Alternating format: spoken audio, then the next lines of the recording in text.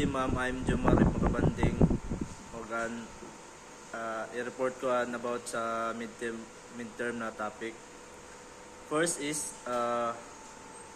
judicial notice. This means the court accept the certain facts about as true without needing evidence. Pasabot ini is judicial notice is dili na kinahanglan na i-prove na ga-exist yon. Example, ang Tandag City dili na kinahanglan ni prove na ang Tandag City ga-exist kay kuan siya obvious siya na ga-exist. Next is based on the idea what is known need not to be proved. Anya purpose is same time, same effort, ug same money. Ang sunod is when judicial notice is required, mandatory. The court must accept these facts even without proof.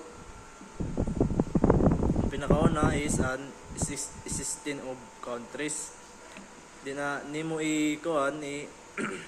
i-prove na yung mga ga-exist na country kay ga-exist ganyan sila.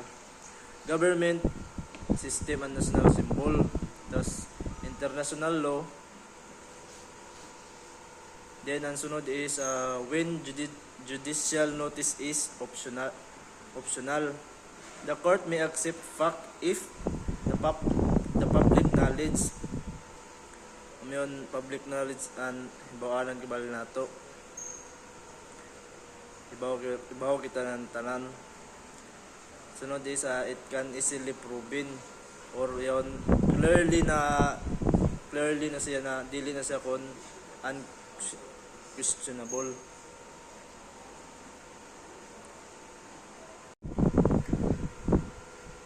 Sunod is ang capable of unquestionable discrimination. And kuan ini scientifically or professionally proven facts. Ang example ni ini na kuan is an DNA.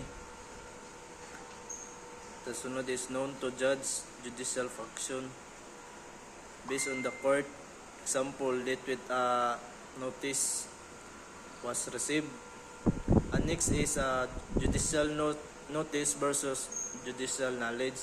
And judicial notice is accepted by the court officially. Thus, an judicial knowledge is an personal knowledge nato ay personal knowledge of the judge. Next is hearing recruitment. The court can take judicial notice during sa trial o after trial pero before sa judgment.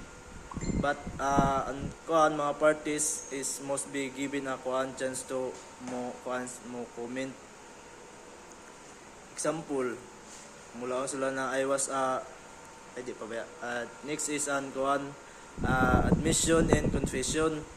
An admission is a statement that goes against a personal interest. An example na admission is mula siya na yaon ako sa isang crime scene.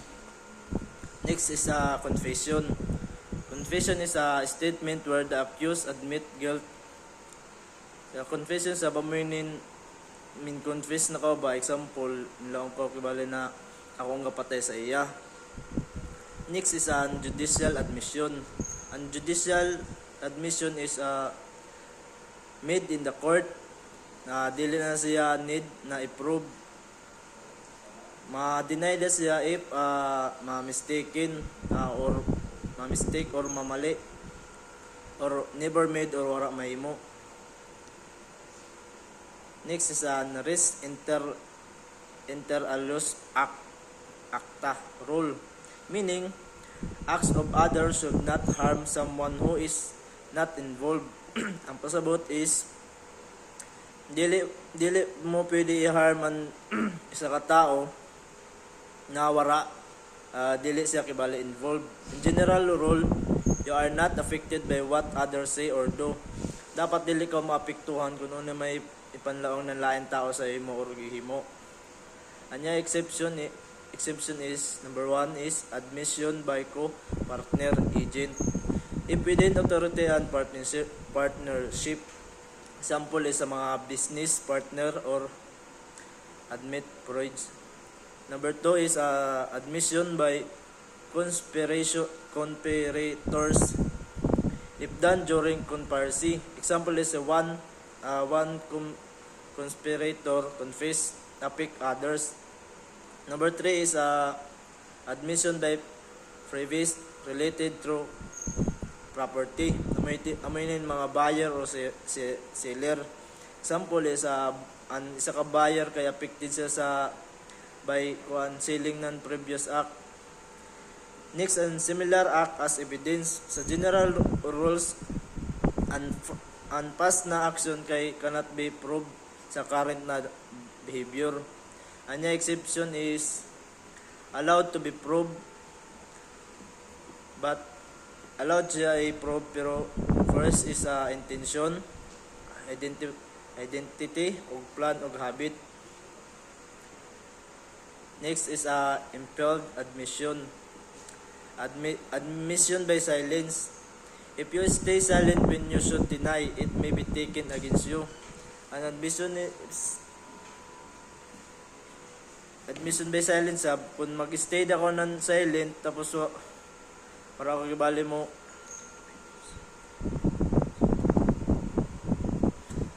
wara ka kibali mo deny bali ka puyo dakaw dili nila magamit sa imo. Example, someone accuse you and you don't react. Example, kabalan accuse you and gikuanan ka gipusanginlan ka tapos ikaw kibali gahilom daw ay mo react. Amyon admission by silence. Next is unflight. Unflight is running away by implying guilty. Unflight, aminin mo hawak ka sa iyong lugar o pakalayo-layo ka tungod kay guilty ka. Sunod is an offer of compromise. In criminal cases, offering settlement may imply guilty, except sa mga minor or allowed cases. Next is confession types. Ang types sa mga confession pinakauna is an judicial confession.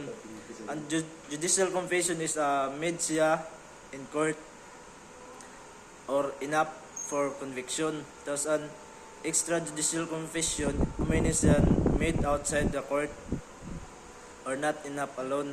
Sa extrajudicial confession, an example is na made outside the court is an police station o barangay. Balik kung nga to ka sa police station mo confess na ikaw ang kapatay na tao, amoy pakatawag na extrajudicial confession kay ka-confess ko sa outside the court. Ang sunod is an corpus delicti, means proof that a crime really happened. Bali gi-proof gud yon ang corpus delicti. Delicti is gi-proof mo kibali gud yon na yon na crime is hitabo, including the crime itself. The fact is was committed. And next is documentary evidence. Documentary evidence aminin mga includes ini siya sa mga writing, videos, CCTVs, photos, or ini mga material with letters or words, sounds, or symbol. May cases of document which is public documents, then private documents. And private documents is mga official records ng mga government or authorities na may i-assign ng sa notary. Pag may pag na-sign na ng notaryo is matawag na siya ng public documents. And private documents is ni mga private na documents which is ito mga imo mga suwat or love letter. Example is love letter. Okay, sama ito mga private documents. na waray sign kibali na notaryo na matawag sa na private kay waray sign nan sa notaryo. Kay pag may sign sa kuno ng notaryo amin matawag sa na public.